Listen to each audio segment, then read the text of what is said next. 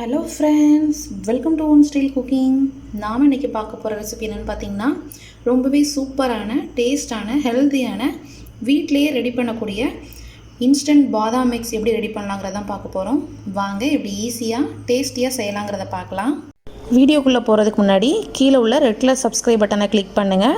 கூடவே பக்கத்தில் உள்ள பெல் ஐக்கானையும் கிளிக் பண்ணுங்கள். அப்போ தான் நான் போடுற வீடியோ எல்லாமே உடனுக்குடன் உங்களுக்கு தெரிய வரும். வாங்க இப்போ வீடியோக்குள்ளே போகலாம். பாதாம் பால் மிக்ஸ் ரெடி பண்ணுறதுக்கு நான் ஒரு 1/4 கிலோ போல் பாதாம் எடுத்திருக்கேன். ஸோ 1/4 கிலோ பாதாமுக்கு 100 கிராம் முந்திரி, 100 கிராம் பிஸ்தா எடுத்திருக்கேன். உங்களுக்கு முந்திரி பிஸ்தாவோட குவான்டிட்டி கம்மியாக வேணும்னு நினச்சிங்கன்னா நீங்கள் கம்மி பண்ணிக்கலாம். ஸோ இப்போது பாதாமை லைட்டாக நம்ம வறுத்து எடுத்துக்கலாம். இப்போ ஒரு கடாய் நல்லா சூடானதும் அடுப்பை சிம்மில் வச்சுக்கோங்க. சிம்மில் வச்சுட்டு நம்ம எடுத்து வச்சுருந்த பாதாமை சேர்த்துக்கலாம். பாதாம் சேர்த்து லைட்டாக வறுத்துக்கோங்க. ஸோ கை விடாமல் ஒரு 5 மினிட்ஸ் வறுத்துக்கோங்க. நீங்கள் பாதாம் மிக்ஸ் பண்ணாமல் இருந்தீங்கன்னா உங்களுக்கு அந்த கீழடியில் உள்ள தோல் பார்த்திங்கன்னா பிளாக் கலராக மாறிடும். ஸோ அதனால் அடுப்பை சிம்மில் வச்சு லைட்டாக 5 மினிட்ஸாக வறுத்துக்கோங்க. ஸோ இதை எதுக்காக வறுக்கிறோம் அப்படின்னா ஸோ நம்மளுக்கு நல்லா கிறிஸ்பியாகவும் கிடைக்கும், நல்லா உங்களுக்கு பாதாம் பவுடரும் நல்லா நம்மளுக்கு பவுடராக கிடைக்கும். ஸோ அதனால தான் லைட்டாக வறுத்துக்கிறோம். ஸோ பாருங்கள், சிம்லேயே வச்சு வறுத்ததுனால அந்த கலர் எதுவும் சேஞ்ச் ஆகாமல் உங்களுக்கு சூப்பராக கிடச்சிருக்கு. ஸோ இந்த ஸ்டேஜில் நம்ம எடுத்து வச்சுருந்த பிஸ்தா சேர்த்துக்கலாம். கூடவே முந்திரி சேர்த்துக்கோங்க. ஸோ இந்த ரெண்டையும் இதே மாதிரியே நல்லா வறுத்துக்கலாம். ஸோ இது ரொம்ப வறுபடணும்னு அவசியம் இல்லை, சூடு ஏறினா போதும். ஸோ நம்மளுக்கு பாதாம்லாம் பார்த்திங்கன்னா சூடு ஏறிடுச்சு. ஸோ இந்த முந்திரி பிஸ்தாலையும் நம்மளுக்கு அந்த சூடு ஏறிடுச்சுன்னா நம்மளுக்கு நல்லா கிறிஸ்பியாக கிடைக்கும். நம்மளுக்கு பவுட்ரு பண்ணும்போது நல்லா உங்களுக்கு ரொம்ப குறைன்னு இல்லாமல் நல்லா உங்களுக்கு பவுடராக கிடைக்கும். ஸோ அதனால தான் நம்ம லைட்டாக வறுத்துக்கிறோம். ஸோ இந்தளவுக்கு வறுபட்டால் போதும். இப்போ அடுப்பை ஆஃப் பண்ணி இந்த மிக்சர் நல்லா ஆற வச்சிடலாம். ஸோ ஆறினதுக்கப்புறம் நம்ம கிரைண்ட் பண்ண ஆரம்பிச்சிடலாம். இப்போ மிக்ஸி ஜாரில் ஈரம் எதுவும் இல்லாமல் நல்லா ட்ரையாக எடுத்துக்கோங்க. இப்போ நம்ம இதெல்லாம் வறுத்து வச்ச பாதாம் முந்திரி பிஸ்தாவை சேர்த்துடலாம். ஃபஸ்ட்டு இதை சேர்த்து நல்லா குறைன்னு அரைச்சி எடுத்துக்கோங்க. பாருங்கள், இந்தளவுக்கு நல்லா குறைன்னு அரைச்சி எடுத்தாச்சு.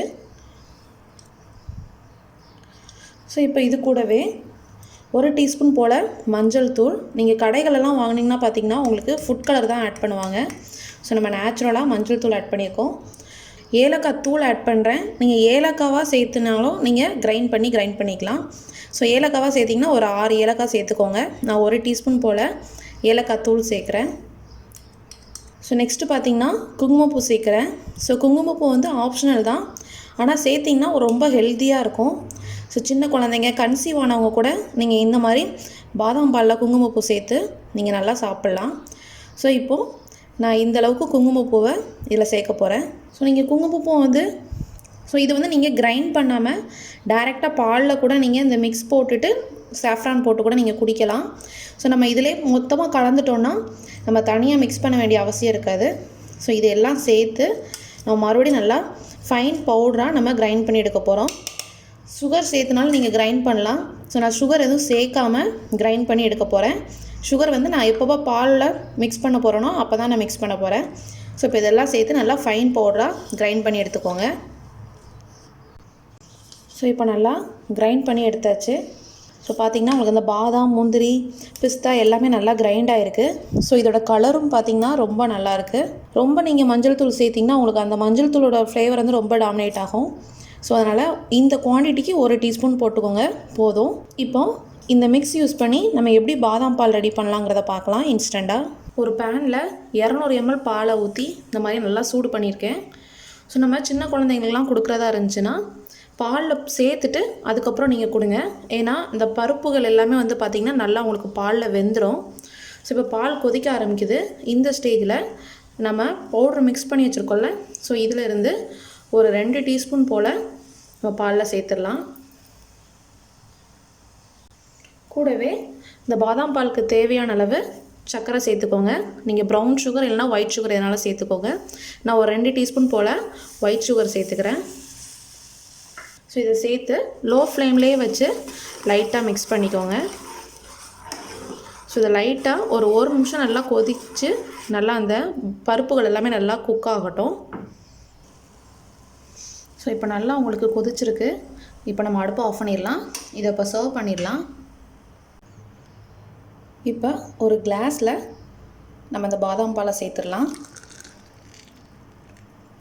சின்ன குழந்தைங்கள்லாம் குடிக்கிறதா இருந்தாங்கன்னா நீங்கள் நட்ஸ் வந்து கட் பண்ணி சேர்க்க வேண்டாம். இன்கேஸ் பெரியவங்க மட்டும் சாப்பிட்றதா இருந்துச்சுன்னா நீங்கள் கொஞ்சமாக நட்ஸையும் கட் பண்ணி சேர்த்துக்கோங்க. ஸோ பாதாம், பிஸ்தா எதுனாலும் கட் பண்ணி சேர்த்துக்கோங்க. ஸோ நான் இப்போ இதுக்கு மேலே கொஞ்சமாக பாதாமும் அப்புறம் கொஞ்சம் சாஃப்ரானும் சேர்த்துக்கிறேன். ஸோ நம்மளோட சூப்பரான ஹெல்த்தியான பாதாம் ட்ரிங்க் ரெடி ஆகிடுச்சு. ஸோ ரொம்பவே சூப்பரான டேஸ்டான ஹெல்த்தியான நம்மளோட இன்ஸ்டன்ட் பாதாம் மில்க் ட்ரிங்க் ரெடி ஆகிடுச்சு.